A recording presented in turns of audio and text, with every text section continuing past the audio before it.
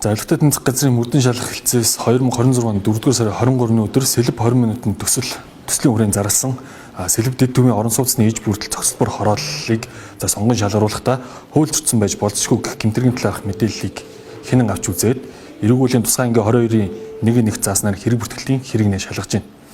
За дээрх тендер шалгаруулалтанд сонгон шалгарсан аж ахуйн нэгжийн 30% хувьцаа эзэмшигч нийслэлийн эрдэнэ төлөөлөгчтэй хурлын төлөөлөгч Сэргэлэн Баатар, за мөн тухайн аж ахуйн нэгжийн хувьд 70% хувьцаа эзэмшигч Мөнх сайхан нарыг бол прокурорын зөвшөөрлөөр нийтдээ 3 объектт мөрдөн шалгах ажиллагааг явуулж байна.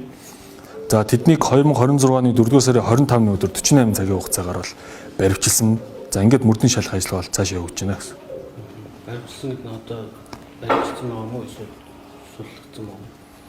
За тэднийг өчигдөр буюу 2026 оны 4-р сарын 26-ны өдөр суллагдсан гэсэн мэдээлэл.